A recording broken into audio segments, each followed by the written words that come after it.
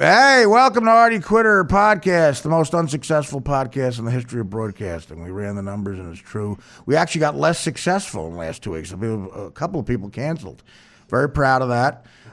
We have an all-chick show today, and I mean that in, I don't know, the best of terms. You have to, because you didn't even say broad. I don't want to offend anybody. I'm getting better. Sue Costello's here. She's one of my regulars. Hi. And by that, I don't mean, chicks in my stable. I mean...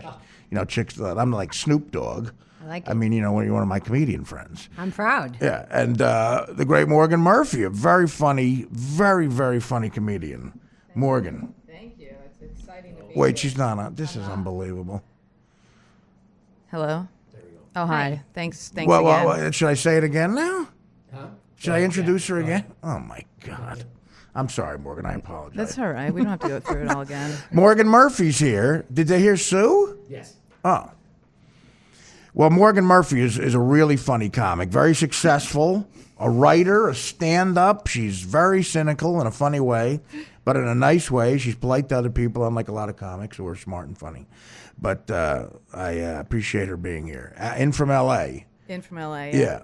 Morgan Murphy. How are you, Morgan? I'm doing all right. Thank you for having me, and thank you for letting me smoke in your home. No, I smoke all the time, too. I mean, you could barbecue a chicken here if you want. I don't care.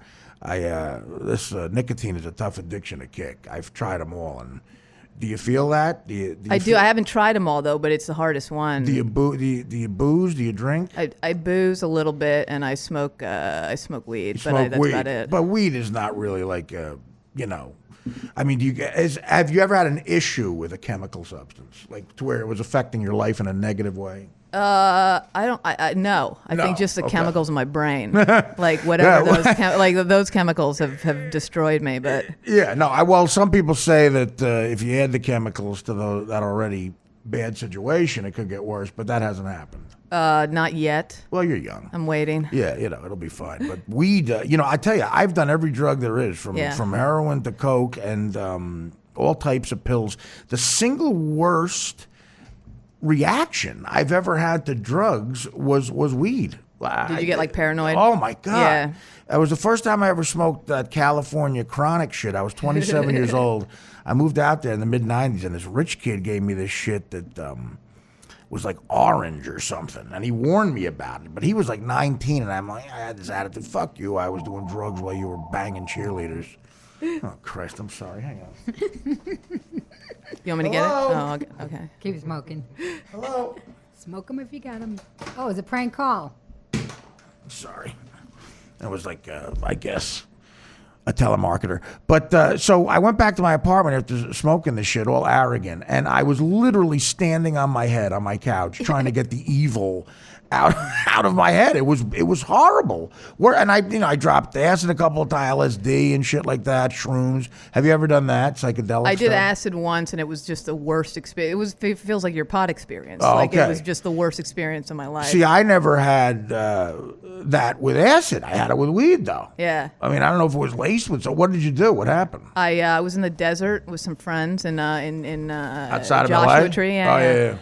And tents and all of that. Right. And I took some, and everybody else was like dancing and frolicking, and I was just sitting on a little bench with my head in my hands for apparently hours. I thought like more was going on because the world was collapsing, but I was just sitting there. Oh. And I thought I'd ruined my life, and I went right to a place where I thought I'm gonna have to go move in with my mom and like stack cans at a grocery store or something. Sid that's Barrett, all Sid Barrett, the guy who started Pink Floyd. You know his story? Yeah. No, I don't know the story. Well, the story is he was the lead singer of Pink Floyd in the 60s. He was the guy. Yeah. And after their first album, he took the wrong kind of acid or too much acid, and he didn't leave his house for 40 years. He left the band. Happen. David Gilmour had to replace him. And he literally fried himself to the point where he became agoraphobic and died 45 years later. It was like a footnote. Guy who started Pink Floyd dies. That's what I thought I'd done to myself. Yeah, well, that happened. I thought I'd thrown away like tens of thousands of dollars in like mental health bill. Like I was like, I've ruined my life. I wrote apology letters to God. Like I was in this weird place where I went in my tent and I wrote, I'm sorry to my mom and to my father and to God for throwing away my life. And then I woke up the next day after knocking myself out with sleeping pills. And I woke up the next day, and it was all scribbles. Right. Well, you These think like in-depth letters that I had written. Well, that's the profound. thing about an experience like that. While you're going through that, other people are literally frolicking, Frolicking, dancing in the desert.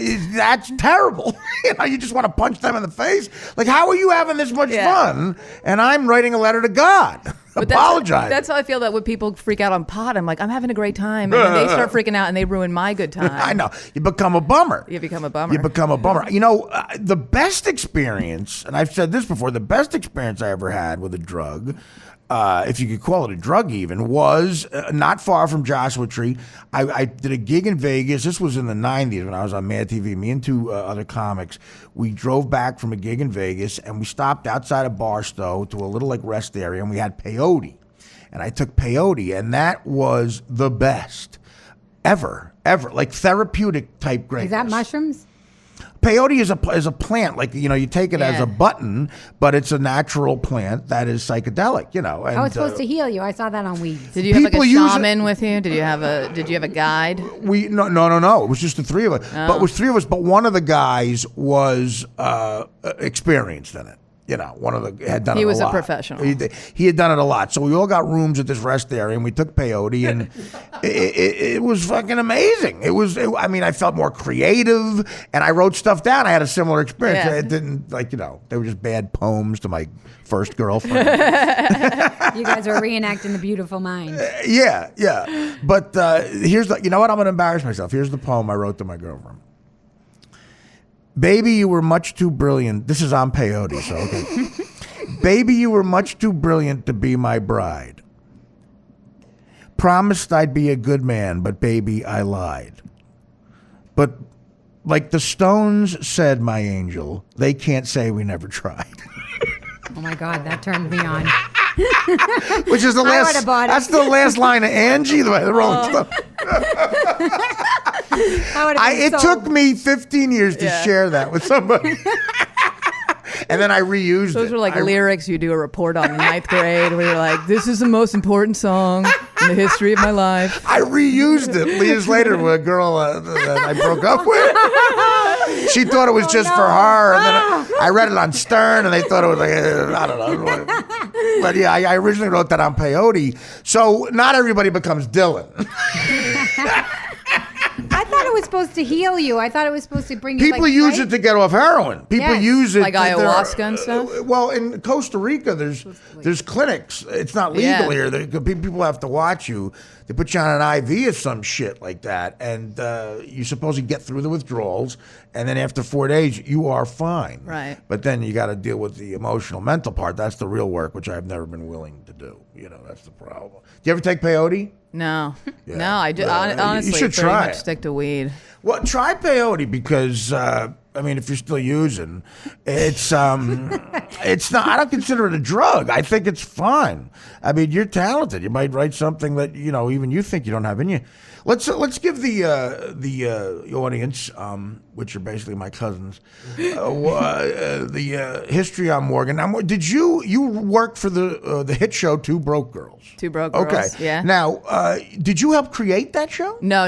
So you don't have points? No, I have no points. Right. Are you friends with Whitney? Yeah. You've always been friends with Whitney? Yeah, like we don't hang out one-on-one, but Right. we're not. We're totally friendly So comedy friends. she created the show. She created with Michael Patrick King. With Michael Patrick, the gay Right. guy from Sex and the City. Sex and the City. Okay. Right. Yeah. Him and Sarah Jessica Parker and a couple other writers from Sex and the City saw me do stand-up at the Aspen Comedy Festival in 2004, and they left the room. I walked them. And my manager, who was a little effeminate, I don't know, came out to me and said, I think you've just ruined your career. Oh, yeah. I forget what I said. I might have said, I smell dick, did you burp, to Michael Patrick. Not knowing it was him. I would have never said it if it was him. And it's an old hacky joke, but you say that. And it doesn't get you a sitcom when you say that at the Aspen Comedy. I feel like I can't imagine him not liking you. I can. I don't know if I can. After that, my appearance at the festival, my manager had a meeting years later with the head of HBO, and she called me an ogre. But it helped me. It helped my ticket sales for Stern fans. It wasn't Ken, right? It wasn't. You were done with Ken at that Not point. who Ken who? Ken Trush. Oh, it wasn't Ken. That's another manager. A manager who I actually really liked. Peter Principato. Good Oh, man. and he told you ruined your career. You're like, that's nothing. Right, Watch. no, yeah. He's Peter's a good man. But so now, have you? I mean, that's a huge hit show. So you have what a great dream. You're a successful writer on a successful show, and you do stand up on the side. Right. Yeah. No, I kind of always did that. I did stand up like 18, 19. I started when I was 18, and then started writing at like 21, 22, and just always kind of did both. Right. Just like balanced it. And Okay. Went back and forth. But still, to get a job. Now, do you act, or I just Once saw in you. a while, like I'll do something if a friend asked me to do something. Well, but we I'm just not- did cameos in Jim Gaffigan show We together. did, We yeah. saw a couple weeks You ago. were brilliant. Well, I mean, no, I'm saying you seem great. Do you like doing that? I Do do. you I just pursue- don't. It's not like I don't. The job of being an actor seems very hard, and you It's a feel bad pain. about yourself a lot. That's when and- I first met you at that audition at ABC. Oh, really? Yeah. Oh, I yeah. mean, Morgan, like Sue, is a very respected comic and considered, smart and different, unique. Like the direct opposite of a hack is what is probably the best compliment you could thank give you. the two ladies I'm sitting here with in my kitchen.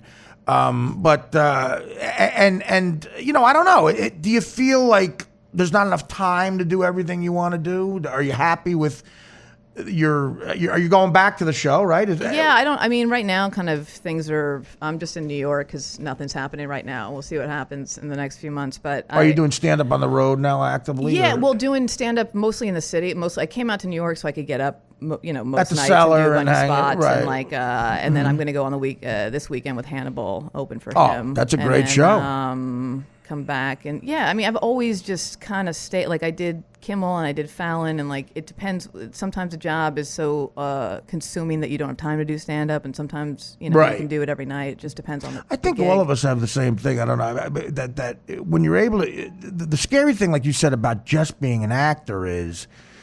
The bottom might fall out and you have to do something for a living that's not show business. Knowing how to do stand-up is a great thing, Right. because we can make money instead of bartending or something. I mean, you're far removed from that situation, but it's I think still. I'm also far removed from making that much money doing stand up. but it's in the back. It's in the back of your head all the It time. is. Like Yeah. I could, and it's nice to be able to kind of do it. Like I always say, like on your terms, I guess, to be able to say no to certain That's things. the and say best. certain Saying things. no is the best. It's yeah. like, oh yeah, no, I don't want to go do that, and I don't need to right now, and financially or whatever, and I did it's like but someone asks you to come do a free show at a bar like on the Lower East Side. You're like, I'd love to do that. I Why got a not? free Tuesday. I'll do that. You can Have fun. doing this. Yeah. This is costing you money.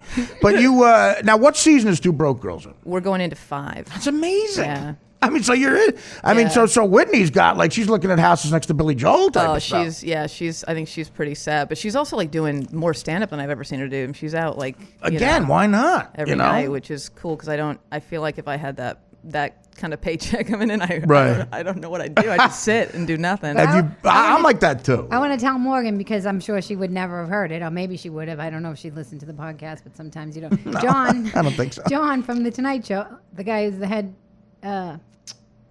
monologue writer. Right, John. He was on here. He was Oh, on the yeah. show. Yeah, and yeah. he talked about. First of all, I've always had reverence for you to begin with, but when he said this, I was like, yeah, Right, I yeah, think he I wrote mentioned on you. your Instagram. That's right. He said Oh. of comics that he likes a lot. No, yeah. he was of the one that he wanted, like that he felt the most challenged by because you were so smart and so funny. Oh, you mean what was the story where he wanted He was to saying hit in the on her room. or something? No. He was saying he was in the room and you asked him, like, is it.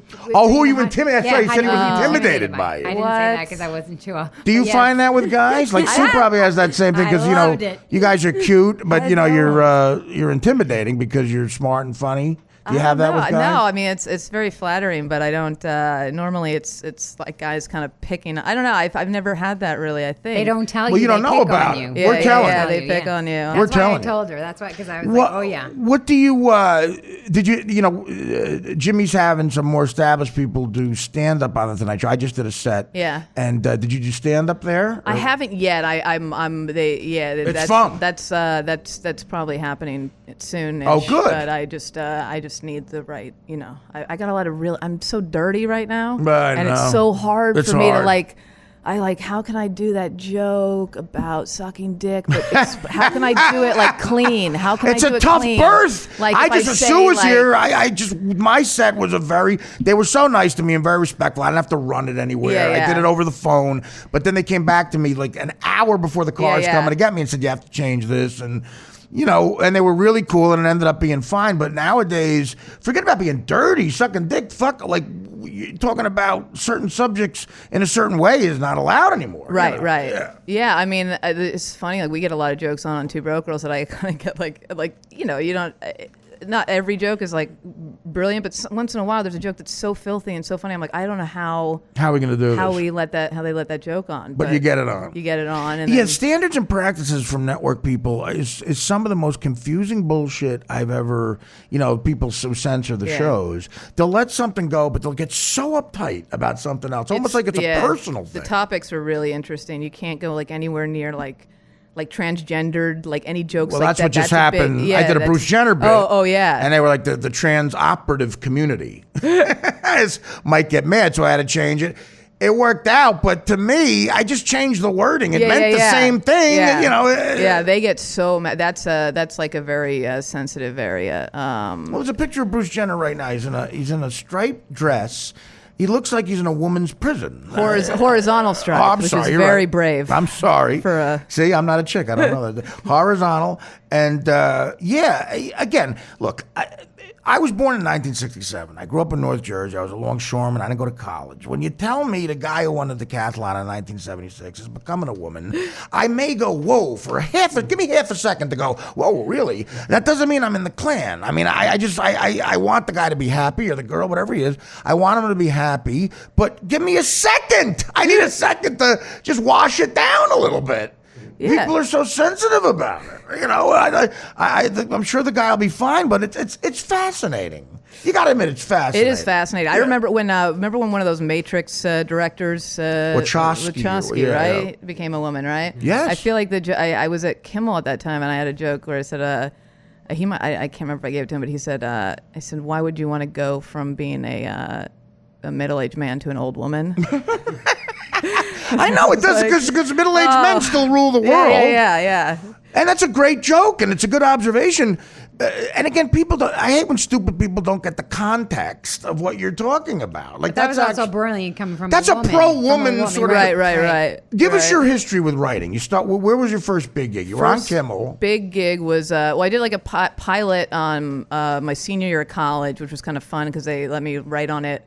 This a sketch pilot for Showtime. It didn't go, but I got to turn in all my work for the pilot. This wasn't a project. It was for Showtime. Yeah, it was for Showtime. Someone had hired me to work on it, so I got to that was a weird, not a Where'd you go to college? Loyola Marymount. Okay, University. wow, okay. Hank Gathers. Yeah. And me. And you. And so that's a lot of success pretty young. Now, do you go through a period where you're kind of arrogant and you're like, shit, this is not easy? At all, because I got out of college and didn't have any work, and then was an assistant for this guy, Ron Zimmerman? I know Ron. Listen, Ron's a stern guy. Yeah, Ron is. And I've met Ron. Ron's a tortured, talented soul. He's amazing, and he basically, I waitressed for 2 weeks and was terrible and got fired, and he was like, come be my assistant. And because Loyola's in LA, so you're already there. I graduated. I was like, nothing's going to happen. And then a few months into being his assistant, and that was actually great. He would write and I would transcribe, and he's incredible with dialogue and characters and stuff. And Ron's a talented guy. Amazing. Ron is one of the first guys to sit in the so-called Jackie chair before I did. After Jackie left the Stern Show, and he was always really interesting. Yeah, and Howard, of course, knew how to use him. And he's amazing. I didn't know any of that stuff about him. I just knew him through these storytelling shows I did, and he hired me. And then 3 months later, I got hired on Crank Anchors, and that was the first gig. So I had a pretty lucky start. Which is great, because as a woman writer, you're not uptight about anything. Crank Anchors, throw anything you got at. No, I had a sign on my door. I don't know if there's a sign on my door that said female writer. Do not feed. I don't think they had any other. I can't remember if I told the story, but somebody, one of my first days, I opened my computer, and I'm 21 and I'm a girl, and everyone, it's a lot of masculine energy there. I would say. I think I was adding to it. And Jim Florentine doing a retarded puppet. There's a lot of masculine energy. So I open my my computer and my hands are on my keyboard and I open an email and it is a picture of a guy's balls on my keyboard where my hands are as I opened it. Jesus. Like I knew that my hands were right where his balls were. And it We're was yanking your crank. It was like, hey, welcome. Morgan, you one of us? Hey, Morgan, you one of us? Oh. Florentine actually took me to a strip club during a Crank Yankers thing in Vegas. Of Me course and him he and the did. writers went to. They took me to my first strip club. Okay, so go ahead. So I just find that Jezebel, that Yeah. like celebrity whatever site Yeah. interviewed Right. me for the Women's Comedy Festival because I'm going up to headline. And it Oh, was nice. interesting to hear the woman who had tried to do stand up. Yeah. It was like a 45-minute interview, and she was asking me like, "How do you hang around with the guys? How do you hang?" It was like that was. Well, what's the gist. premise? A woman was interviewing you that tried to do stand-up? Well, she had done stand up. Oh, She was okay, just yeah. a reporter. She was doing. As a reporter, she said, let me see what it's like to try. Well, she kept asking Right. me like, "How do you hang with the guys?" And I kept telling her, like, I was like, "Well, you have to like not be so sensitive." Well, especially You the have- Boston crowd. Yeah. That's a. And I was great. telling, and she literally was. It was interesting to hear her not want to hear it, almost in a way. And I feel like Morgan, you have to be able to like let a lot roll off your back, right? You can't defend me, and it's like, and I'm always asked to defend. I'm always asked to defend women in situations like, can you believe that was said about a Yes. woman with this? And I'm like, Yes, like, what do I you haven't do? heard. I thought it was funny. I thought it was funny. I don't know what to tell you. Like I don't. And they're know just what to say. they're searching for something I from know, you. Yes, but that's it's what always- I felt. They're trying to get you to say something offensive Yes, back or right, something. right. It's such a vicious cycle. But it's interesting to have to be like to hold on to your own in that kind of like for 45 minutes. I and think somebody keep asking you questions. very like that. difficult to be a woman in this business. I give you a lot of credit. And I don't say that to be like patronizing or anything. I'm just saying it is. There's a lot of dirtbags out there, and Well, she kept saying to me, your vulnerability on stage, your vulnerability. And I said, well, my femininity is what you're talking about. Like I told her in the beginning, I was like, that's what you're talking about. I'm like, I don't try to become one of the guys. I hold on to myself. And she's like, well, what about your vulnerability? I'm like, that's my femininity. And she was like, rah, rah. And I'm like, no, you can't well, be that sounds like a needy. great conversation for her. What? So after Crank Yankers, what happens? Crank Yankers led to Kimmel because Kimmel was the EP of Amazing. Crank Yankers, and Great he said, gig, so, yeah. come right on my late night talk show, and that was pretty new at the time. So I think that was just like learning as the show was, growing. Okay.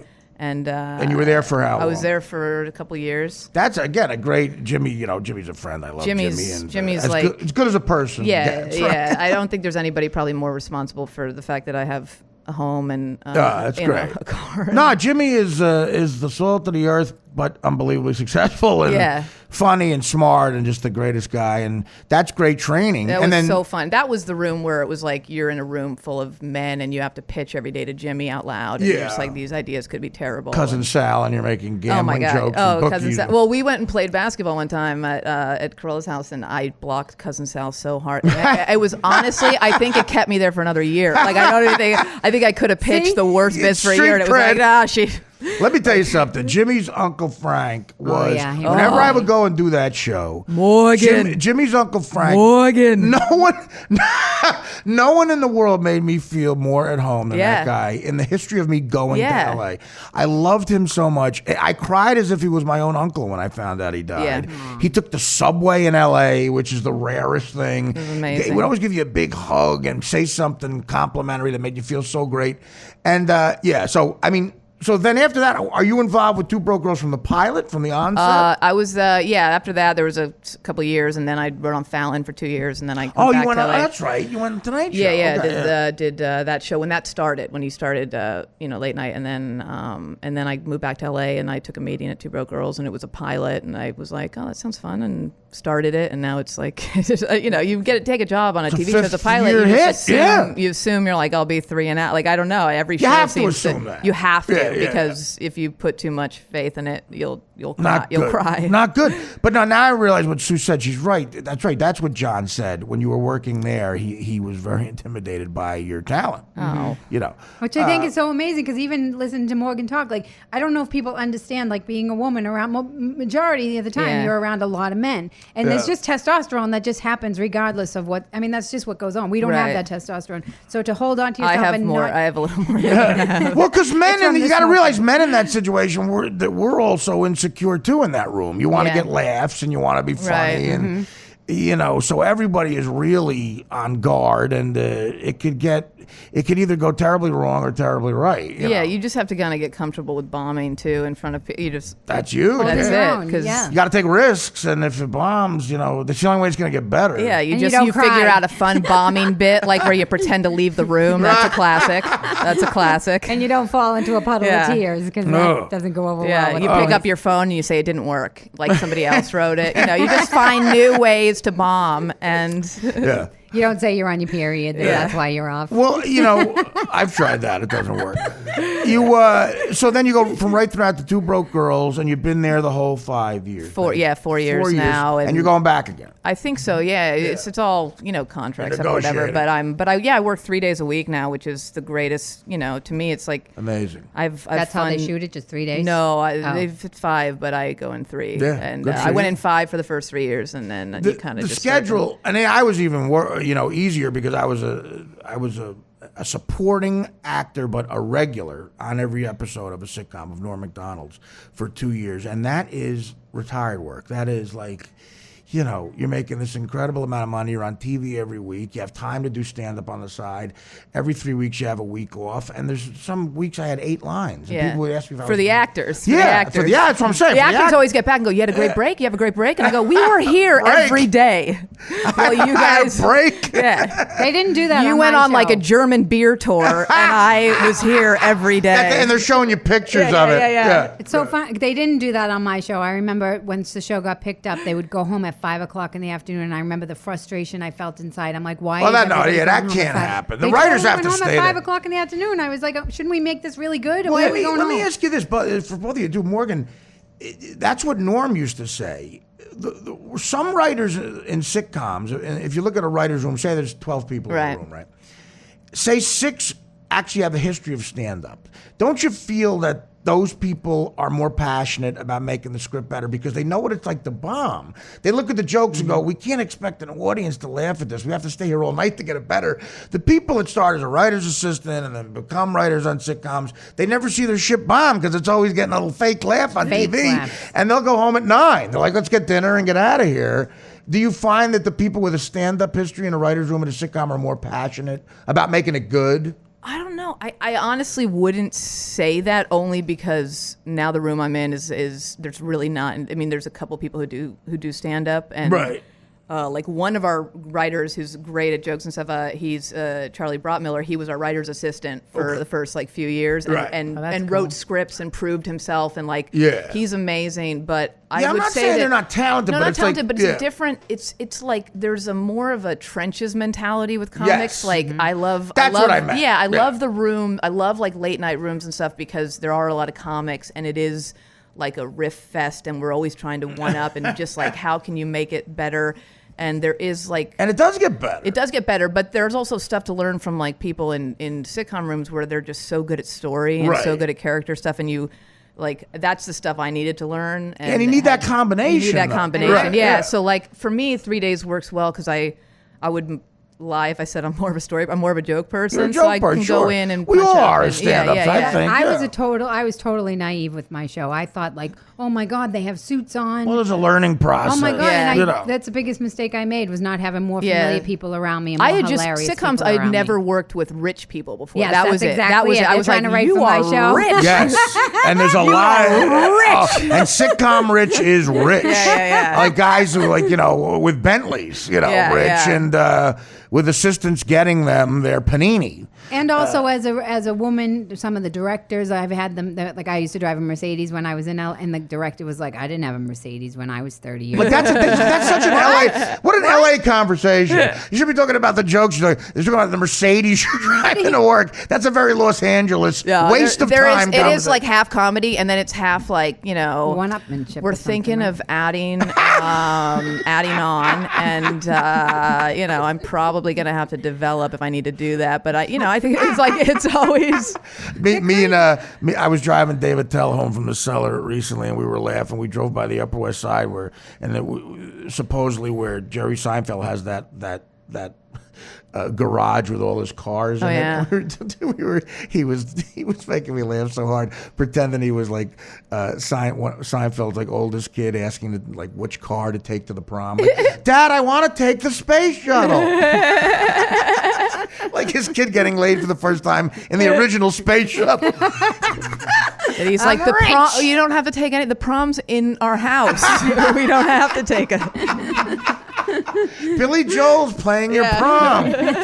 I want to take the Batmobile to the farewell dance. I mean, again, that's why even movie stars, TV syndication money, and I think people who aren't in show business don't realize this. Ray Romano could probably hire Al Pacino to do a play in his backyard, right? Because one's movie money, one is I own a sitcom that was a Ray didn't get co-created by.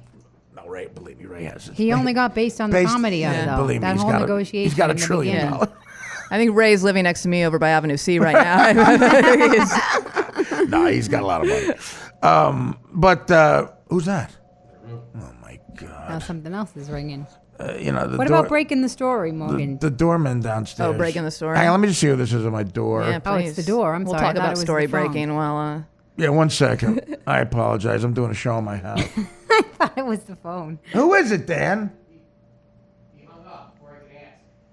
Fuck these Do you think I doormen. could steal one of those Diet Cokes that's down there? Is that You rude? want a Diet Coke? Here, No, This one's warm, all of though. it. That's You don't okay. care? I don't mind. There might be a cold one. You want a cold one? I'll look. Is that all right if I look? Yeah, go ahead. I don't this care. This is a Well, let Dan get it. Dan, answer that. It's Morgan now Murphy. time for a podcaster gets a drink. It is unbelievable. We have two ladies sitting here. I don't want you getting your own Diet Coke. I like that we went from chicks to ladies Yeah, now. I We're know. really up in our respect here. In about Eric. 5 minutes, we're going to be what? human beings. How did you go? Why are you going from regular Coke to Diet Coke? Do you want a cold one? I'll get you a cold. No. I'll Let me just see take if it. there's a cold. All right. You guys can talk about it. We'll talk about being too chicks. sweet. How about the language? You know what? I really feel like when Oh, by the way, I call other girls chicks, and I realize what it sounds. I'm like, yeah, there's this chick on my staff who's like cool, and what, and like, I just sound like offend such you? a It doesn't man. offend me, though. It doesn't offend me either. No, please, I'll take a I warm haven't. one. You waste a lot of energy if you're offended all the time because you just be offended all the time, Yeah, right? yeah. I also think I come from the generation where we like. I'm glad that like when I turned 18, like we just call each other whore and stuff. Like, hey, whore, what's up, slut? Well, that's what happened with on my show. He said bitch and whore on my Yeah. show for the first time that anybody had really ever. They allowed it. I don't know why they allowed it. My God, did I get slammed in the reviews? They're like, that language, that's disgusting. Everybody's like, see, you were a trailblazer. I'm like, oh, whoopee, fucking ding dong. Trailblazer. Well, do you guys? Well, what about like the word broad? Is that offensive? Because that's how I grew up listening. I doesn't find offend it. me. I actually get like. Broad feels like Who's this? almost Like love. flirty. Like Yes. I'm like, oh, I'm a broad. Yes. What's up? Who's Eric? Derek.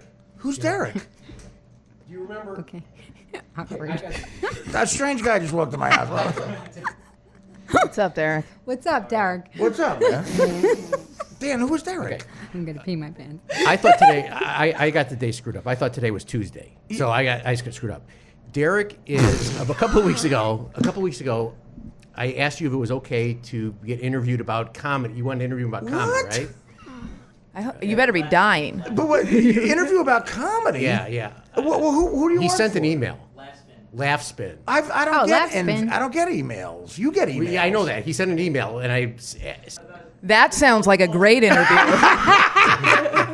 Oh my God, this is so comfortable. Okay, no, it's all right. No, everything's fine. He seems know, like a good I'm guy. fine. I No, apologize. it's my fault. Well, clearly I thought it it was is, but I'm saying, I tried to do it. I tried to tell you the day before so that you remember. Well, you didn't tell me I know. anything before. That was my fault. No, I it's got the not days wrong. your fault, Derek. No, Derek, it was my fault. I thought today I had the days wrong. But what is what's my commitment to Derek? What do I have to do? You're just going to interview him, right? It's that. All right. Do you have a little time? Yeah. All right, make yourself comfortable. Sit over there. You want something to eat or drink? No. He Dan, wanted get to him come something. watch the. I'm gonna run to my car. Right, okay. My camera. Where is? Yeah. Do you have a cab or a car? I have a car. It's outside. Did you park it? it's But be outside. careful. They might boot it. One person with Is it in Go that ahead. thing there? That little indentation? Yeah. I'll park it. It should be Okay. all right. I'll come back. You got it. Yeah. That's It will definitely come back. I apologize. it's my fault. Is it okay if I do a little video, you talking to the mic and stuff? I guess, yeah. Powder, makeup. I'll talk to you in a bit. Yeah. Come back up. Try to interrupt the show with the beeper again. Jesus Christ. I mean, like I've seen. You turned and you went, who is that? Dan just lets him up. Oh my God. Again, the prime of my career is very much past. This is just embarrassing. This is like remember when Joe Louis, the boxer, was forced to wrestle with it? Thank you, Dan. Thank you for the scheduling. So what are we talking about? Breaking the story. What is Laughspin? Is that a magazine? Yeah, it's like legit. It's not like I'm 82. That's some sort of magazine or something. Like a comedy website. All Yeah, comedy it's website. online. Yeah, Well, I'm going to be one of their favorite guys now. He's getting his camera. He's going It'll start now like one of those Vanity Fair pieces where it's like we meet him in his living room. He doesn't know who I am. No, I'm going to look like the asshole. Artie Lang runs his life like he looks. Jesus Christ. All right, well, I need a cigarette. let's move on. No, I'm joking. How many writers are on the staff for Two Broke Girls? We got like 8 or something. It's not a big staff. It's thought mostly women. It's usually and, about 10 to 12 on a sitcom. Yeah, it's kind of small. It's Michael.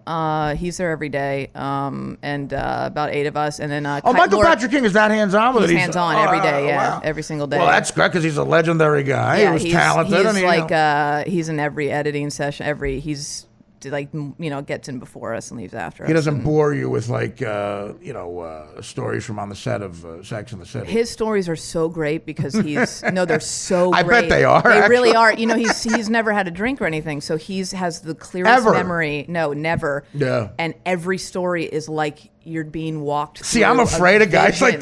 like that. It's unreal. He has perfect memory of his second grade teacher. Wow. It's incredible. See, I was hoping he'd forget that I said I smelled dick. Did you burp? Oh, yeah, I see. guess he hasn't. But see, I'll text him. I'll ask. Don't remind him. Are you with the ogre? It's going in last spin. I'm afraid of guys like that because, when you party a lot and they remember everything, it's like, Yeah. no, you did light that guy on fire. I saw I it. like that. That's a thing you'd forget. Not like no, you left your keys over there. Or like no, you let it. Now, is Whitney Cummings in the room as well? A lot, or she doesn't have time? Not really, but she doesn't have time. She's doing stand up and she had her own show when Well, she when hosted- Two Broke Girls got picked up. She had her own sitcom got picked up, so she was working on that for 2 years. That's what I was going to say. Yeah. The success that she had was insane because she had the show Whitney, and Two Broke Girls got picked up at the same time. And then she got a talk show. That's overextending yourself. Yeah, it was. She was. I've never seen somebody work hard. Like that's like a kind of work ethic where you look at that and you go, all right, I could use.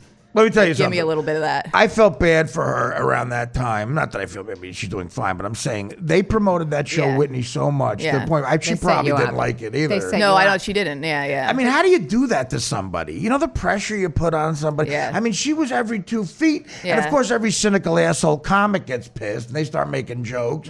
But it's not her fault. That's what a network does. It's a network marketing thing. It's Yeah. like you see network it's the people in the marketing department write promos and write all that stuff. It's not insane. comedians, you know. It's insane. But the thing, thank God, she created a show that's on the air. God bless her. Yeah. But that's what they do. That's a lot of the problems is the marketing, because when Fox, they moved King of the Hill to put my show on because they thought it was going to be like the greatest thing ever, and it was tanked, like the worst tank you could ever tank. And instead of moving King of the Hill back, because they were ruining King of the Hill, which is one of the main shows. What do you mean just by, they weren't ruining They King? were. They moved it from Sunday Well, don't night give to yourself that Tuesday much night. shit. Well, no, because My they shouldn't have God, moved it. you're hard on yourself. Not because of me, because they moved it. That's what I'm saying. They moved it. It's not your fault. Right, They but moved it. I'm saying rather than move it back, all they did was You didn't take- light Mike Judge on fire. No, they literally put like a side thing of me dancing and put it on the baseball that is a games. network thing. On the Oh. baseball games, Artie. So the guys are watching fucking baseball, and there's And they me think doing we the like jitterbug that. in Yeah. the corner. They think we like comics. Comics hate that more than anybody. Oh, the guys are like, "Who the fuck is this broad?" Well, Get and the her off my executives or TV. the PR guys all go, guess what? Great news. During the NFC Yeah. Championship game, in the last 2 minutes of the NFC Championship game, it's going to be you dancing. So just get in front of this green screen and hold this shoe like it's a phone. We've got some guys writing some great gags. Hold the shoe like it's a phone. And I didn't know how to say no. What about the time Put this L-cat on. Artie, what about the time when I did the pilot and the joke was that the dog was supposed to sniff my crotch and I let them literally rub hot dogs on my crotch? Ew.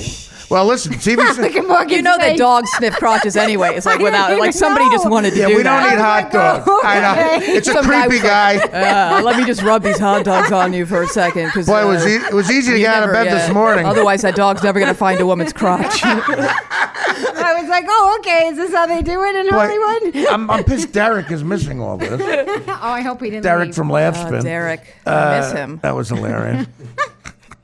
Well, listen, again, there's a lot wrong with the TV world, but you never know. That's the thing. Out of nowhere, you could become a billionaire, which is great. It doesn't happen a lot, but if you create a show that goes well, but networks are just hard to figure out. And those executives, some of them are just like the heads of comedy development. You're like, how did you get this job?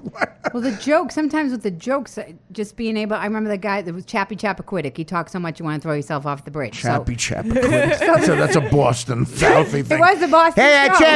Chappie Chappaquiddick over here. And so the joke was that I went out, my friend wanted to go out with the gorgeous guy, and the only way the gorgeous guy would go out with her is if I went out with Chappie Chappaquiddick. Scene opens, and he's doing all these stupid sniglets. Like, did you know that gastroenteritis is caused by this? Did you know that the highest suicide rate is in Seattle? Did you know this? Did you know that? And so they had some joke in there, and I was like, I finally stuck up for myself. And so she comes over, and the scene is she comes over, and I'm going to, he makes a pass at me, and she comes over, and I'm going to tell her. And before I tell her, I say, I have to tell you something. She says, Sue, let me just tell you, the best friend I've ever had. Now, what were you going to tell me? So, of course, I feel bad. I'm like, and they had some stupid joke in there. I go, the joke is I'm moving to Seattle. Because he said the highest suicide rate is in Seattle. It was so easy for me to see. He's like, no, we can't do that. Because then we'll have to explain in the next who's scene yelling that you're really that? not. The executive showrunner? producer, yeah. Telling me that we'll Chappaquiddick. have to explain in the next scene that you're not moving to Seattle. And I was like, what are you fucking talking about? It's a sitcom. And I did it by myself. And it was like the audience went crazy. And they were the like, that was arguments. Sue's joke. Oh, Oh my the God. fucking We used to arguments. stand on the set for literally like 3 hours over one line. Yeah, that's and then the most important person at a sitcom taping is the guy who fucking that poor warm up. The warm. Oh, I yeah, knew you were going I to say mean, the warm-up guy, guy. the guy at Norm by the end, he'd be like on Yeah. a unicycle juggling. Yeah. Just trying to keep the energy in the. Every show I go, let me buy you a steak. man." Oh, Roger. Our guy is Roger. Is he good? Yeah, he's Yeah. great. And I now throw out T-shirts. I don't know how that started, but I did it once, and now he's like, it's T-shirt time. Right. Come on, Morgan. So, but that's the thing. So you have It's kind of fun though, because you've already been there like 5 hours and you're getting tired, and for Right. some reason now I get into throwing T-shirts. It's my thing.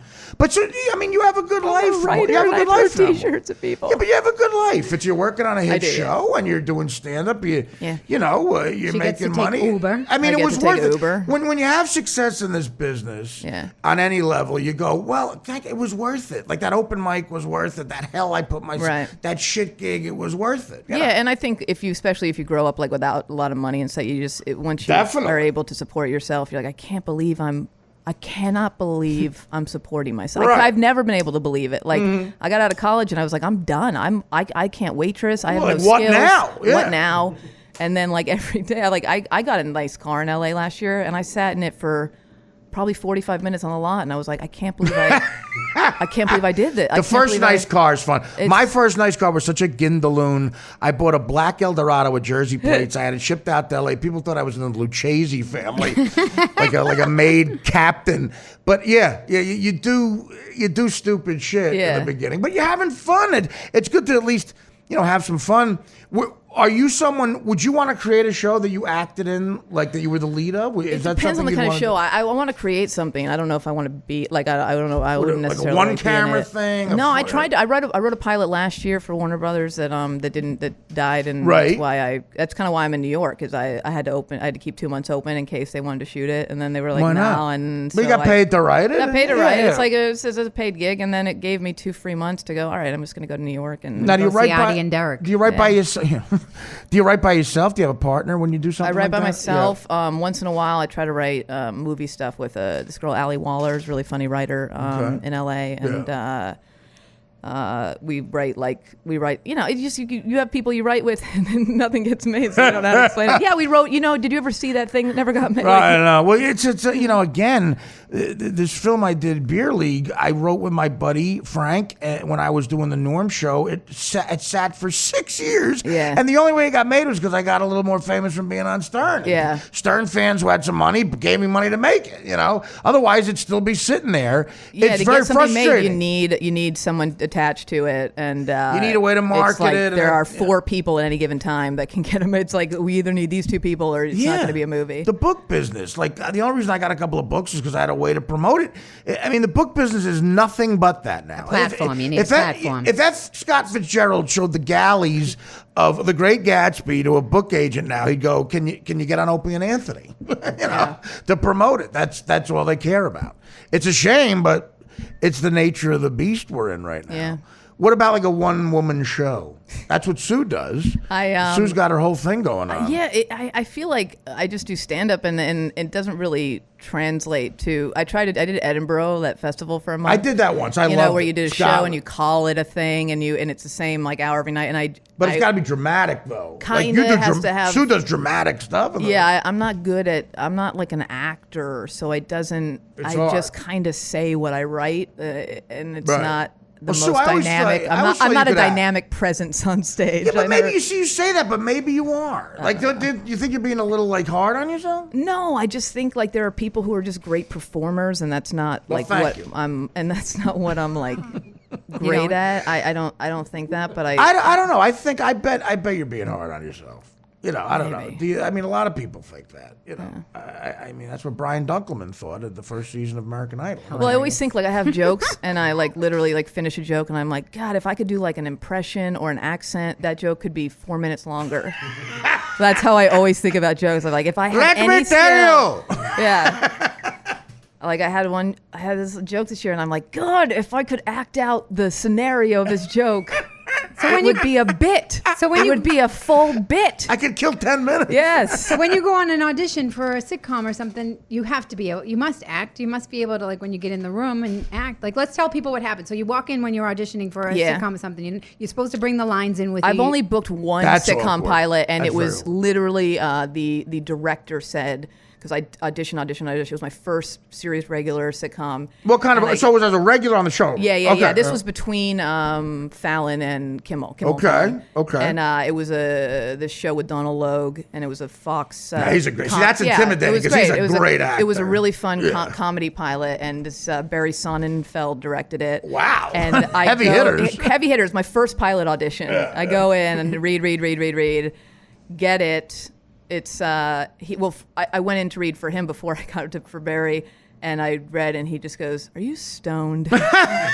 You're like, no, this is my acting. And I was like, "No." I smoke pot, but I would never smoke pot before an audition. I got and then I got Pot a might call. be in my system. Yeah. I got a call that I got it, and I was like, Wow. "Oh, that's nice." And it was very much like me playing me. Like he literally said in the scene, he goes, "Morgan, you did a great job. You did absolutely nothing." Like it was like, But you booked a series regular. How Yeah. many people can't do that? So you got to have something going on. yeah, something. But Did you that was cry just if they me wanted being you to me. cry in the moment? Well, not me. I Depends couldn't what do was that. going on in my life at the time. Well, let me ask you this: the one-woman show thing. Have you had real pain in your life that you think you could turn into something that's worth talking about? That you'd be willing to talk about? Yeah, it's hard. I have I have stuff that I just haven't brought up on stage yet. I'm not asking you to bring it up. I'm just saying, do you it's have fine. anything? Yeah, no. I mean, I have I have stuff. I have stuff with depression and going into kind of nut houses and stuff, and like that. Those stories have are you done that? funny. Those stories We are have so that in funny. common. Yeah. Wow. Not for a long time though. You were. I was in the longest I've been in a mental institution was a month and a half. Yeah, I was. Oh, wow. I was just a couple weeks here and there, but Now, you know what? I I actually have like SPG points at a few hospitals. Like What rewards happened? What points. happened? What happened?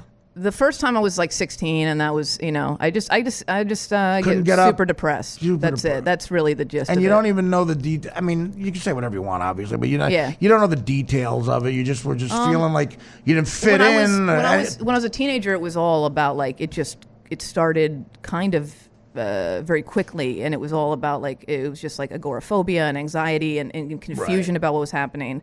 And then when I got older and kind of knew what was going on and was medicated and all that stuff, I went off my meds and then wound up back in my 20s. Well, you see, I mean, God, because I mean, like you're such a creative, like shining sort of light. It makes me depressed hearing that, but at the same time, it's great because you're a success story. But I feel like it's awesome. part of life. I love feel like hearing. it's It's part of life, and it's also like there's such a stigma Yeah. about it. People are It's just so like, afraid yeah, to I don't talk know. I about mean, it. I don't But I know what it's like, and it's like it's just hard when when someone you feel is sweet and talented, you go, wow. It just sucks that could happen, but at the same time, you're a success story. You're part of what makes a person, though, and denying that side, you don't get all the sweet creative. But as politically correct and understanding as you think the world gets, there's still stigmas attached to that. It's very brave for you. I'm to say telling you, that, with my know. play, I rip it with everything, and nobody has Have that you ever reaction. come close to checking into a mental institution? No, but I talk about serious stuff about how Yeah. I scratched my face up with a compass when I was a teenager. I mean, I talk about serious Well, stuff. Magellan did the same thing. Did? See, I'm a genius. He was just No, he was but I talk concentrating. about really, really, really serious stuff, and nobody says That is serious. Yeah. I mean, that's hurting it. horrible. Yeah. Well, They say I did the same thing. Yeah. I'm the same. I'm the same. The Were you parts of ever- it that I want to talk about though are the funny part. Like Me too. People That's- get 'cause people that's think what's it's so dark, and you want to go right. like, no, you don't understand. There was this lady. No, Yeah. wait, hold on. And they're like, but wait, you were so. What happened? I go, yeah, but that's over. I Right. want to talk about Right. what happened during Pictionary. But there's ways to Well, do it yeah. with both. There's I ways have, to do it. In the last special I did, I talk about playing Scrabble in a mental home, and I, while it was happening, I was so lost. But I said, I know this will be funny if I ever come out of this. Look, what's happening right now. If I ever come out of this daze, hopefully I can get something out of it. And it turned into a positive. Yeah. But while it's happening, you got man, 5 new minutes. I mean, that was worth it. That while was it's- worth it. While That it's, whole- while it's happening, it don't feel Yeah. worth it, man. But there's ways to make them feel very, very, very sad and take them out in 5 seconds with I mean, it's almost bigger laughter. Like Yeah. I That's What a just stand comic up- should do. I Yeah. just stand up inside of the play, so I do the play, and then Well, you I just have stand to. up. I think you But have I don't to, ever you break know. the fourth wall, so it's just the Yeah. stand up is part of the story, and everybody's like, Sue, it's so fucking hilarious. It's so fucking hilarious. I'm like, you're saying that because it's 3-dimensional now. Now you're seeing that you just saw my life, and you saw that I Right. took stories from my life and made my stand up, and you're not projecting on when I get on stage now. You're seeing the whole thing, so it's like you can do it. You can add all the dimensions to it. You can talk about it being sad and then make it. I mean, some of the biggest Yeah. laughs. One night I had to hold my face because it was shaking so much because they were Yeah. laughing so hard because I said something so outrageous that they were like, I can't fucking believe she just said that when I was in so much pain. Well, do you use Morgan? Do you use stuff in your act from those times at all, or you just don't? You I've ignore never it? talked Yeah. about it, like not on stage, and then maybe it's It's hard. It's hard, and it's not. I don't want to open myself up, honestly, also to people going like, "Oh, I was in a mental hospital too." Yeah, And, like, well, that's the other thing. I think they want to be your friend Yeah. during the show. I'm like, look, afterwards I'll talk to you if Yeah, you want, yeah. but I'm trying to get to the next bit. But the way that I um, handled that, because I had been working on it forever and it was a lot, Yeah. the way I handle it is my show is my gift. right. Like, I'm sure you have a story, but I just showed you my guts and that's it. That's all I can Yeah, I'm handle. saying, Well, I here's think, my like, gift I actually for, also for think, like- $42. Here's my I think addiction's really exciting to talk about. Like, I think addiction is way more Sure. exciting than depression It's to talk dark, about. Like, but it's more exciting. yeah, no, I even in the hospital, I hung out with the addicts and not the people in my wing because it was They're more depressing. fun. It was More so fun, depressed. I yeah. was like, I was depressed. The addicts are more And fun. then they put me in this wing with everybody else who was depressed, and I was like, this isn't helping me at all. So I No. would go outside and smoke with the addicts, and I was like, oh, this is helping me. Is this like a session or something? Right. Like this is just talking to, someone who jumped off a bridge after like they were high, and they, can I give them a ride to their halfway house? And I'm like, yeah, All right, this See, is why I- I'm here. feeling needed. I've also run the gamut. I was in LA County Jail for a period of time. Very different experience. The mental home. I've been in detoxes and rehabs, and it's like, and I've used all that eventually in my stand-up. Yeah. But man, to get through it at the time is so hard. It's but really I hard. really couldn't imagine not being a comic and having that life, because to me there's no doing stand-up about it was better than any therapy I've ever had. It was. Yeah, even having comics visit me was, Yeah. even though the saddest thing, I mean, to me, the worst part of being in those places is people trying to help you, and you Right. know they can't, like you are trying to crawl out of Right, your right. hole, and like, I don't know, I think like that's the hardest part of all that stuff is it also makes me think of like my dad coming to see me and wanting me to be better, and I couldn't be better, and all that stuff. And Right. They can't you know. sit with it. They can't. That's what I'm talking about depression and not. Everybody struggles with it, but when people do that kind of thing, it's because they can't tolerate it in themselves, so they have to tell you to stop it. And Right. if they could just accept it in themselves, they could be able to be there for someone else a little bit better. Were you ever in a danger of hurting yourself, Morgan? I don't think. I honestly don't know if I think more when I was a teenager than in my. I think by the time I was so crazy, I don't know, maybe Teenage shit can be so unbearable. It really yeah, I can, mean, and yeah. I just moved around a lot, so it wasn't like I wasn't bullied, I wasn't anything. I was passed around. I lived with like 5 families. So you got got to keep fitting in. Yeah, you got to keep fitting in, and it was very chaotic and unpredictable. But, yeah, I don't know. In my 20s, it got so dark, but at the same time, I think I had a big enough network of people who were like, Right. you gotta, like, no one let me That's get to necessary. that place. you Not know? being alone is very necessary because I don't judge, someone, sitting with bare feet in February on the corner crying because they might not have the family and friends I have. Right. Without them, I would Right. be that. I would be that person. And, I'll say this to you, and it sucks because you can't say this to everybody. Not everybody has this life preserver to throw to them. But, if you ever feel that way again, just think of the success you are. I mean, it's a major thing. Honestly, I mean, that's what you got to get through. Or you love I yourself guess, in but the spite problem of it, I is think. Yeah. I think like at that point in my life, one of the big things I think that not triggered it but didn't help me was I got stuff way sooner than I thought I was Right. going to. So by the time I was 25, I was like, I don't really know what I want to do. Like I left and like went to Europe for a month and was like, That's what's great about extra money. Now you got that kind of rich person therapy where you could go to Europe for a month. Sure. I mean, Most I people have lived to go in to like, Newark. Well, I lived in a crappy free apartment. I didn't still, leave it, but you're in yeah. Europe. You're hanging out. You had a yeah. month to take off in Yeah, Europe. Yeah, you know? of course. But I think it's more than But that's telling awesome. yourself that you're a success, that you've learned to love yourself for all the parts of you. I think everybody tells you, like, you should be happy, you should be grateful, you should be this, you should be that. That doesn't and I work. feel like, no, you got to get it in your own head. And Yeah. you love yourself for, like, being the messy. I mean, And you also got to have like eventually you got to treat it like I guess it's why I'm like talking about it almost.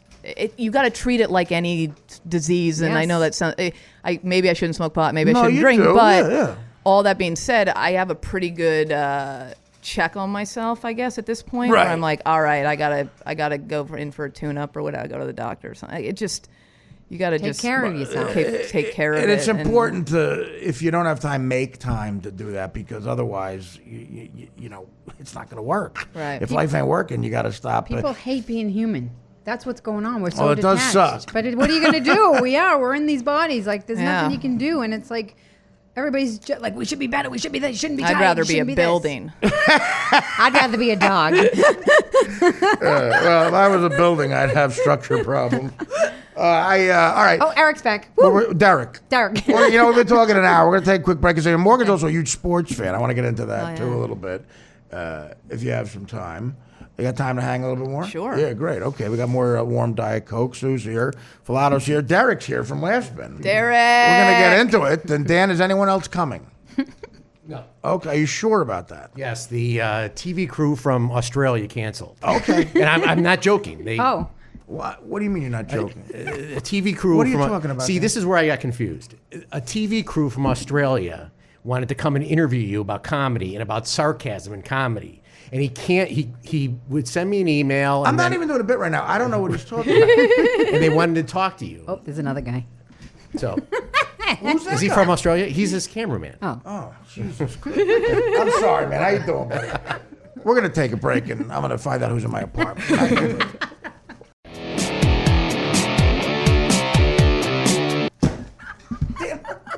Did I ramble about mental illness? No, I it's thought good. I was. I was afraid I was That makes it real. No, Morgan, it's so People- good. Everybody struggles with Yeah, it. everybody struggles. Let me know. Oh, we are? All right. Hey, welcome back to Artie Quitter Podcast, the most unsuccessful podcast going. Sue Costello's here. Morgan Murphy's here. Our guest today, she is a writer for Two Broke Girls and a really funny stand-up comic. And I'm happy to have her here. We were talking before about your love of sports. Yeah. You're from Oregon, or you went to college there? Born in Oregon, raised mostly in LA. Both my parents went to Oregon. Most of my aunts, like most of my family went there. And you're a Marcus Mariota guy. Yeah. Now, so what are you thinking about Marcus Mariota? I think he's great. I think He's not an R.G. Griffin bust. no, I'd pick him. I agree with you. I agree with you. I'd pick him above Winston. But You would? That's me. I think Winston's a bit of a head case. I do. I Well, think they both Winston- have to prove themselves in very different ways, which Yeah. is interesting.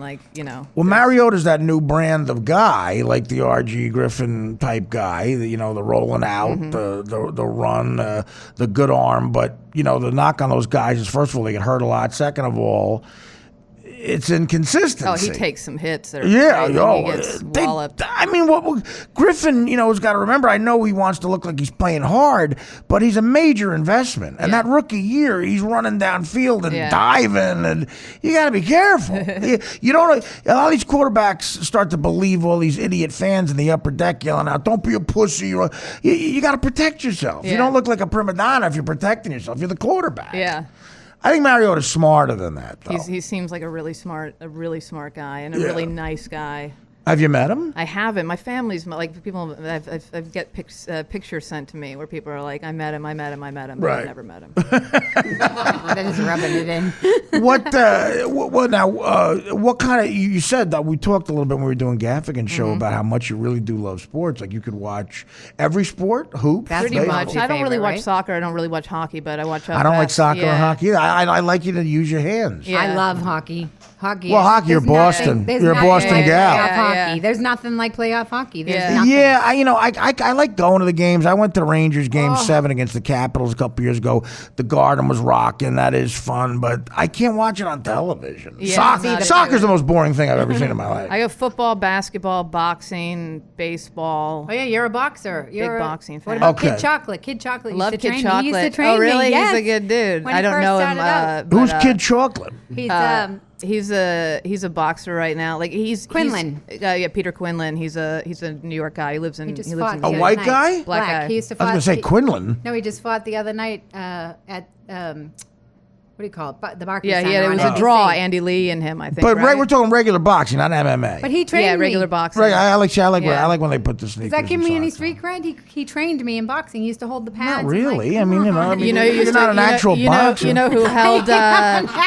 You know who. You didn't fight a black guy. I am the ant weight champion my of the biggest. world. I understand too because my biggest brag in the world is that Freddie Roach used to call my right arm the cannon. I hate to Right? say it, Freddie Roach. That's more street That's cred. for street cred. And he mine used to he say the I was cannon, like the cannon. donkey kicking uphill. Look, Dean Edwards forcing your head into a stove is not fighting a black guy. What is it going to take for me to get street cred? I can't. No, get it. you have it. Calm down. No, you do. But the boxing thing is, a lot of chicks do get into boxing as you know. Yeah, but the karate thing, again, these people tell you their 11-year-old is a black belt, and I'm like, look, I'm a slob. I'll beat the shit out of your 11-year-old. Yeah, when I was 12, I was a red belt. Were you really? Yeah, and I couldn't beat up anybody. How far is that from black belt? That's the one away. It is? Yeah. No kidding. Yeah, I tore up my ankle and I had to stop because my basketball and softball coaches got mad. Now, okay, you played hoops and softball. Yeah. Were you really good? I was. You pitch in softball? What'd you play? No, I played in high school. I was a catcher, and before I played like that crazy Southern California travel softball where you just are playing. Intense. So I mean, you had to be good then. So you're on a traveling team, and yeah, travel basketball, travel softball. You had a good arm, I assume. Yeah, that was my. I was an outfielder. This is so stupid. Well, catchers have great arms Yeah, I was too. an outfielder for a long time, and so that was. And then when I was a freshman in high school, we didn't have a varsity catcher, and they were like, "You're catcher." So you can do anything. You good hitter? Catcher? No, I'm a big mental case on the at the plate.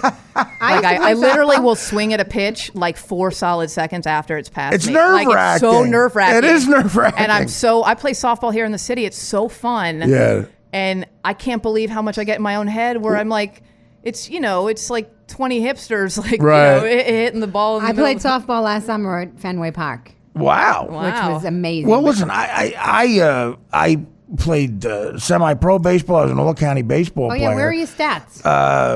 Somewhere around it. My buddy sent me my old stats. They were really led the good. team in hitting in the summer of '86 during the Reagan administration. you know, it was fun, but I'll tell you what. Fast pitch softball, when someone has a really good changeup, Yeah. you will look retarded It's swinging the bat. crazy. It's harder to hit than a guy who throws hard Yeah. ball overhand. Yeah. A changeup, if someone's throwing those fastballs that have movement on them, forget a curveball. If you think a ball's going to come Yeah. in that fast and someone has a really good changeup, you look retarded. You swing, and then you got 10 more seconds to be humiliated before the catcher even catches the ball. You're like, Exactly. oh, well, this is over. Well, now, okay, let's get back to boxing. Mayweather, Pacquiao. What are you Yeah. thinking? I mean, I'm a huge Pacquiao fan. I used to watch him train, and Oh, yeah? yeah, the wild card. And Where'd you watch him train in L.A.? like Wild 10 card. yeah, when I was writing on writing on Kimmel, I go to the wild card in LA where no. Freddie Roach's gym, and Yeah. and that was Manny, who was just starting to kind of be popular in the States, and the States, who the fuck am I? You travel You're to popular in the States, are you? Oh, Pacquiao's popular in the States. He's up to the devil's business. But yeah, I used to get to watch him train, and so I'm Wow. just such a fan of his. Well, listen, and, here's the thing. I'll give you what I think. and I don't like watching Mayweather box, by the way. I didn't buy the last fight. I think he's great, Right. but he's also boring. Well, he is boring because he's a defensive Yeah, guy. he's great. But here's the thing. I think if Pacquiao can get to him early, he's got a shot. If he doesn't get to Mayweather early and he falls into Mayweather's trap of fighting his fight, he's going to Right. lose the fight. Yeah. He might not get knocked out, but he'll lose in a very one-handed decision. Yeah, But it's if also Pacquiao out. gets to- It's too late for this fight. Like it just. It's no, it like, is, but they're still great. The training now is, so good. Where I think, like everything else, you add a few years to your career in boxing, even. And Yeah. Pacquiao was so fucking fast, man. Yeah. Watching him do like the speed, he's unbelievable. But Mayweather is so tough and could come out of nowhere and nail you with a punch that knocks you out. But the defensive part, if Pacquiao falls into that trap, he's not going to win. But if he gets to him early, man, anything could happen. I think for Pacquiao to win, it could be a 4-round knockout. That's the way he could win. Could be. But Mayweather might be too tough for that. Yeah, it'd be interesting to see Mayweather get hit a bit, but I don't know. It's like what happens when that happens. We haven't really seen Right, exactly. seen it. We don't know what Yeah, could yeah. happen. Well, maybe he's got a glass jaw. Maybe. That's what people found out about Tyson. Yeah. Tyson would knock guys out so quick, like that Trevor Berbick fight, and these guys are on Queer Street in 2 seconds. They don't know what they're doing. He never got hit. Then Holyfield and Buster Douglas hit him, and he was down. That could be true with Mayweather. That would be really great. It'd be because amazing. Have you ever gone to a boxing match? Yeah. I've gone to a few. I flew out from LA to go see. I love this dude, Gennady Golovkin. Yeah. He's a Kazakhstani guy. Yep. Yeah, a few years ago, like I flew out to Connecticut to see a fight of his. I flew out to New York to see a fight of his. Like just smaller fights. It's fun. It's the best. It's fun, yeah. And when you have a favorite and you get to like Nothing hotter than It's that, exciting yeah. to pick somebody up. Like him a couple years ago, like no one knew who he was, and so I could afford to like. Yeah. Well, I can go to Foxwoods and Why not? whatever and see this fight Have a and blast. afford to do it. Now you can't afford to go to Mayweather Pacquiao. What about Well- Mickey Ward? You like Mickey? Oh, I mean, it's one of the greatest. Yeah, that's a greatest while series of ago. boxing. That's a Yeah, while great. ago. So, well, I was in the fighter. And Yeah, like, that's I a know while. him very well, and He he's a very Amazing. kind guy. he's a guy, an all-time guy I like a lot too. But the thing about boxing is when you go to a fight and like you said, either you have a big bet on one guy, you're really rooting for somebody. There's nothing more exciting in sports to me. And I was at the first Holyfield Tyson fight. I thought Tyson was going to kill him. I lost 15 grand. I had $23,000 in the bank total. I lost 15 of it. Then I lost another 3 grand at the table. I flew back to LA and I chased it. I put 5,000 on a Laker Rocket game. And the Rockets did not cover. I bet the Rockets. So I cleaned out my bank account in 72 hours, and it started with 15 G's. and you owed two. No, I was just about even. I lost 15, 5, and 3. Is it the losing that you? Is it 15, the 5, and high 3. or is it the losing? Honestly, people Well, say it's just- sometimes it's the losing. I don't know. People say that's the winning. It's fun. No, it is. Gambling is the most loser addiction because you have to lose, to keep it going, and you get a high from losing. It doesn't make any sense. It's almost. I make my little $20 bets with my dude at the coffee shop. That's how I roll. But like I go the, $20, and he goes, and I go on Oregon. He goes, when's that? Like he doesn't. He knows like He's just betting it Oh, blind. he still Yes, says he's the using that. ponies. He's like He's like, I don't know. I just follow the pony. See, I wouldn't trust those guys. But if someone still says the ponies, I don't trust Yeah. them. But gambling is the worst addiction because losing keeps the addiction going. It's almost like if scoring heroin and you keep missing the vein. Yeah. You know, Yeah. you keep going even if you lose. Yeah. Yeah, that's what I was always fascinated with. Somebody told me it was the losing, and also that they go to GA meetings to find out how to. Oh, a lot of you scam get more. tips at GA. Yes. meetings. You get tips. It's They like go being to get addicted to a tips. drug that just makes you feel bad. Like, just makes Right. you feel kind of like you had a shitty day. Exactly, and there's no upside to it if you lose. Well, one of my favorite gambling jokes ever is Don Gavin, the Boston comic. yeah. Maybe you guys heard this joke, but he said, I was driving down the street and I saw a billboard said that if you have a gambling problem, call 1-800-GAMBLER. And I memorized that number. So I called it up a couple weeks later. I said, I have a gambling problem. I have an 8 and a 3, and the dealer is showing it. Don Gavin was one of the Don best. Gavin is one. That floored me. That's the best gambling joke I've ever heard. I love it. I won like $3,000 on like three card poker one time. Just like Yeah. I was walking out of That's the a casino fun and I had like $300 left and I was like, I'm done. Forget it. Like Right. did that final hand. Walking away is- Walking away. yeah. And then ran around Atlantic City like showing thousands of dollars at like 2 a.m. Like I was Right. gonna get robbed and raped. But I was so excited. Yeah, well, losing is part of the fun because there are guys who make a living at gambling, but they grind it out. It's like a job. There's guys who know how to play craps. Yeah. They get a crap system, and if they're patient and they stick around for 9 hours, they will win. And they win $400 a day, and they play 6 days a week, and that's their job. Yeah. But it's not fun. It's not like, like James Bond with a tie and a broad. Yeah. Ah, not fun. It's a job. It's like going to the office. I always think my favorite thing to do is like I watched this Asian dude lose like just thousands and thousands of dollars a hand on this cruise ship. And I was just watching, and every time he'd lose, I just went, "That wasn't me. That wasn't me. That didn't happen to me. Yeah. I'm good." I wouldn't even be able to watch him. I would be like, I want to save him. I was want to dying. I save was him. like, Really? Yes, I wouldn't be able You to. get that? You're that sort of. I'm codependent to the. Well, would you actually try to save? You see, stay away from. No, him. I wouldn't be able to watch him. Yeah, make sure you stay away. I think watching someone lose, I'd give him a couple of thousands bucks. of dollars feels like winning thousands of dollars. What'd you say? I said watching someone lose thousands of dollars feels like you're winning thousands of dollars. Oh, me, I'd be crying. That's how it feels. Yeah. Well, listen, you're being honest. Yeah. Let's face it. It ain't me. It ain't me. But gambling for a while was my worst addiction.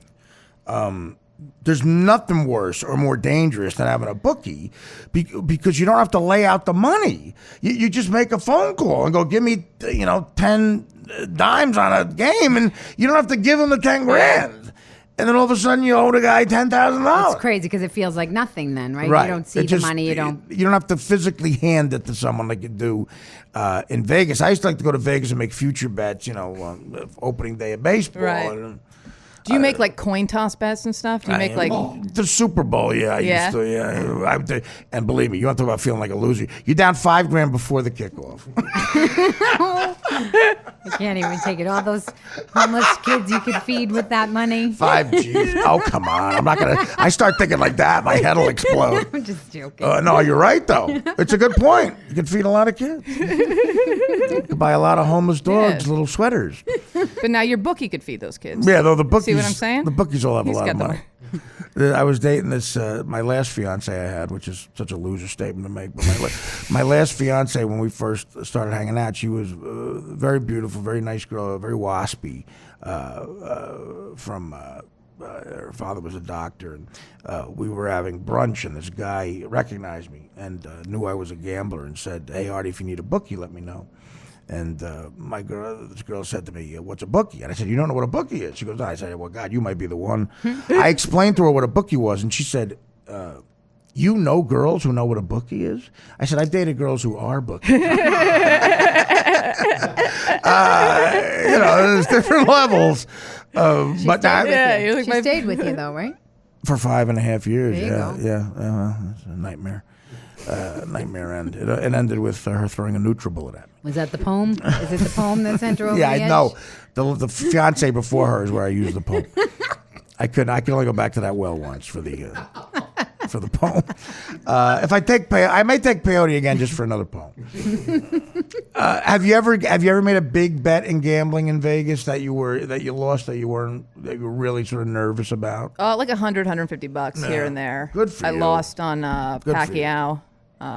So you're really into Pacquiao. You bet on him. Yeah. I had someone make a bet for me in Vegas, but that was the only. I have like I have my coffee shop. Right, My right. my $20 here. No, and there. see, I that's love so- it because I go there every day, so it's like I hand him 20, he hands me 20, I hand him 20, he hands me 20. That's fantastic. See, that's how a normal person thinks and lives life, and you have fun. You don't need to. Lose your house. Well, whatever you got going on. I could see it though. I've fallen a little bit into like hours of like poker online. Oh yeah, that kind of stuff.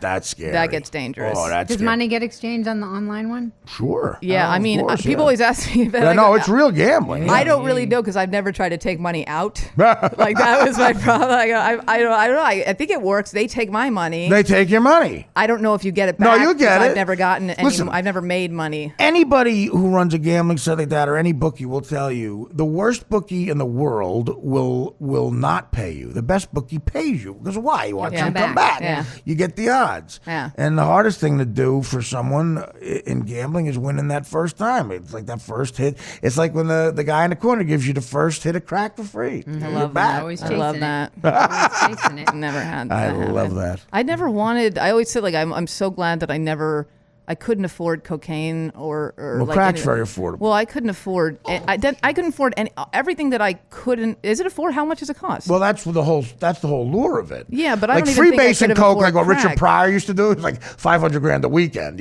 But what they did was they perfected it to where it's a little rock that costs Yeah. $5. Oh, That's it. I didn't know that. Yeah, it this- I'm 33. I should have figured that out. This great comic, Charlie Barnett, Chappelle actually had the rights to his movie for a while. The story of his life. He was this black guy, a crackhead who died of AIDS in the 80s, but he used to do stand-up in Washington Square Park for crack. He used to call it his crack set. And he had a couple of the greatest jokes I've ever heard. But the joke he had about crack was, he goes, everyone talks bad about crack. One good thing about crack, it brought the price of pussy down to $5.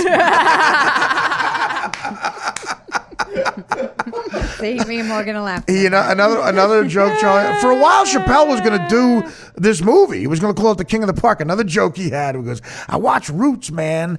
That motherfucker Kunta Kinte was fucking strong-willed, man. I would never have been that strong. That motherfucker changed his name to Toby, and for an hour he's whipping him, and he wouldn't change his name. He goes, what's your name?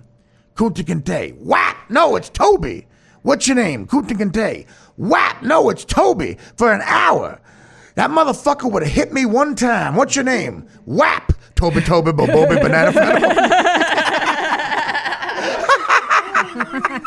And he would dance. He would go, Toby, Bobobi, Banana Yeah, those are the two Charlie Barnett jokes. He actually got on Showtime at the Apollo once, and he died of AIDS. You know, but a truly funny guy, a good performer. And I don't know what happened to the script, but Chappelle, before he became a bodybuilder, was going to play him. Have you seen Chappelle lately? He looks like Marvin Hagler. Yeah, he's got he some lifted pipes. weights. Yeah, good for him. Looks healthy. But what have you ever had a vice, Morgan, that was something that you really thought this could turn into a problem? Like it was booze or like, because weed. Here's the thing about weed: it's not booze, addictive, but yeah. it's a lifestyle that could ruin both your life. 'Cause you Booze get and, booze and pot. I think if you do too much of anything, you go, oh, I could just keep doing this. Well, weed's a lifestyle that makes you lazy. You know, that's It the is and thing. it isn't. I mean, I get it delivered to my door. Like, it's illegal. It's illegal, you know, Right. speedweed.com, and Right. you just pick out your things, and somebody shows up at your door, and it's like fast food. That's the greatest Mitch Hedberg joke. My FedEx guy is a drug Oh, dealer, yeah. and he doesn't even know it. So good. Yeah, but you don't but- even need it. I would say a few years ago, I say, I'm drinking too much, start smoking a little bit more pot. Oh, I'm smoking more pot, I'm smoking too much pot. Like it just, Yeah. I don't know. Nothing's kind of taken me down, so I hope that I can keep navigating the waters. I pretty- think you're fine. You seem fine. Sue is very, good with everything. I'm envious of all you people. My God. Really? I mean, New York is not good for me with the drinking though. Like I gotta get You don't LA have to is. drive. Well, LA is more conducive to health. Like they're handing out health stuff in LA. Oh, yeah. It's like it's crazy. Well, you don't have to drive in LA either, right? I mean, You know what I in mean? New York. Yeah, but even Yeah, like, I just have walk so around. much booze in my apartment in LA. It doesn't even occur to me to like keep drinking it. Like in New York, I walk out my door and every meal I'm like, I'm gonna. That's what I use. Medical marijuana delivered Yeah. to you. There you go. Every time I have a meal in New York, I have a drink with my. I'm like, oh, it's a breakfast drink. It's Why a lunch not? drink. It's a dinner drink. You can just drink all day. Well, you're also off for a couple of months. I so am. You're It's kind of exciting. chilling, right? You're In the just old relaxing. You're days, letting it rip in a the little. late '80s and early '90s, there was an after-hours club in the Village, not far from the cellar, called Save the Robots. It was a legendary place, and like you'd see Roger Dolcher there hanging out, and you get whatever you wanted. But there was another place around the block from it that I'm not going to say the name, but the mob ran it, and it used to change locations all the time, and you could just get coke and do it openly, like on the pool table. And there was always action, 9-ball action on the pool table, and a certain family who owns a famous bar in New York ran this place, and you could openly bet. It had roulette tables, every vice you could imagine, but it was a lot of blow. And you know, and you would go outside. When I was in that cycle, when I first started doing stand-up, there were times I was up for 5 straight days. I would go to like the comic strip, where it was the first place I was a regular, and I would do sets 5 days in a row in the same clothes. Like I would just go back to the after-hours club and keep doing coke. And I would have a drink. I would get breakfast sometimes. I would force myself to eat, like what you're talking about. And at 7 in the morning, I would go somewhere that sold booze, and I would get like a Swiss cheese omelet with bacon and a carafe of vodka. You know, and just keep the buzz going. And the Gemini Diner on it's still there, 34, on 30, 2nd and 35th 35th. in Murray Hill. I Yeah. remember doing coke off the table in between the waitress coming, me and this other guy, and we had lines on the table that we put the napkin over when she left, and we'd snort them, and she would go back. But that was like how I lived for a while. I remember putting the coke into orange juice. I dissolved the cocaine into orange juice, and I would drink it. And that's what I did with pancakes. I would just think like I'd rather have people think and know that I was up for 5 days doing coke than to think that I had a comedy outfit. That was embarrassing. Like they go, Artie Lang has a uniform, a comedy outfit. Was that when you started stinking? Remember you said when we were talking about the people with the BO? Is that when you started stinking? I don't know what the hell I smelled like, but it wasn't good. I smelled like Swiss cheese omelet. I'm gonna throw up. I would just be like, I don't have a comedy outfit. You guys have a terrible drug addiction. I'm sorry. I don't want you to think that. You know like, what? You know what? That's a great joke, but I think they figured that out. I don't think I had to tell them. Yeah. Well, listen, those were fun days. But yeah, that Charlie Barnett movie, man. I hope someone eventually did do that. I don't know if the script still exists, but you know, it's one of those things like a Hedberg. You talk about these guys who leave us too young, but they're genuinely funny. That guy Barnett was a homeless junkie, but he was genuinely a talented, funny guy. You know, that's what it is in comedy. But yeah, that motherfucker would hit me one time. Toopy, boom, boom. Brought the price of pussy down to $5. Yeah, so that's what they did. Crack was much cheaper. Did you not know that? I knew it was cheap. I didn't know it was $5. Here's the problem. You had to keep getting it. That's the problem. It was Okay. like the high lasted 2 minutes. So you had to keep going back. And it literally enslaved neighborhoods. Literally, because you had to keep going back. And heroin at least would last for a while. Why don't you just get a lot of crack at once? You don't have the money? That's the problem. I get it. You got to go back All and right. blow the guy. It all makes sense to me. I got to go watch The Wire again. You got to go with back this new and perspective. You got to go back and blow the Monsignor again for another fall. Every once in a while, you'd have $40 on you. Oh, and there was a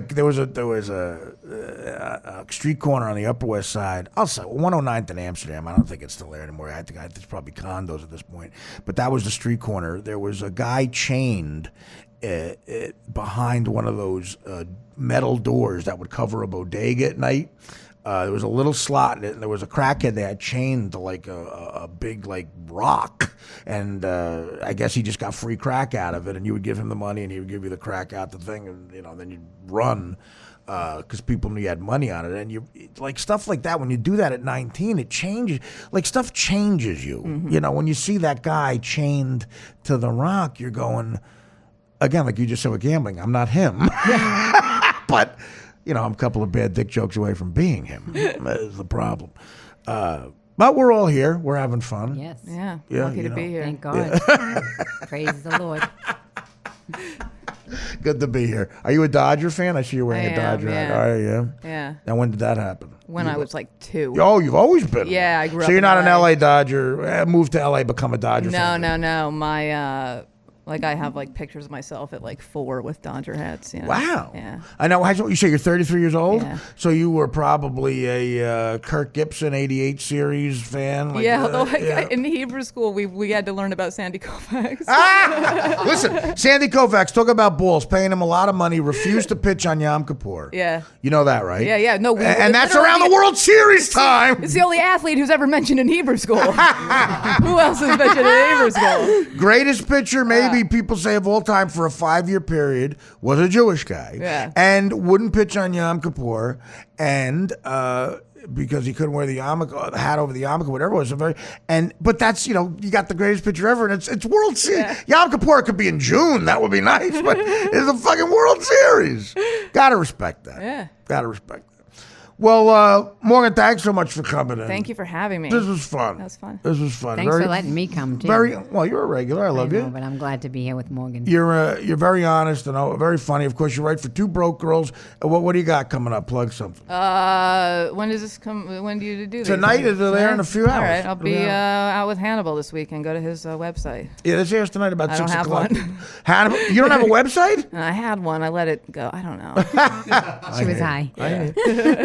So you'll be with Hannibal Buress, real funny comic. Yeah. What a great show. Yeah, that'd And be where are you going to be? We'll be in Northampton, Massachusetts, New Haven, Connecticut, and Burlington, Vermont. Thanks, Morgan. Great job. Sue, what do you got for I'm us? headlining the Women's Comedy Festival in Boston. Of course, This weekend, yeah. Saturday night. Go see Sue. You're very funny. You'll have a great time. And Twitter and everything. What do we got? Twitter, going? Sue Costello. Instagram, I am Sue Costello. Wonderful. What do I got? I got Caroline's May 1st, and then I got the Starland Ballroom in Jersey May 16th, and I got some theater in South Jersey June 5th. Check out my website, which I think we just revamped, artiequitter.com. Well, I know I gave somebody $8,000. I think you revamped it, I hope. Filato, good job. I'm going to talk to Derek and the guys from Laugh Spin.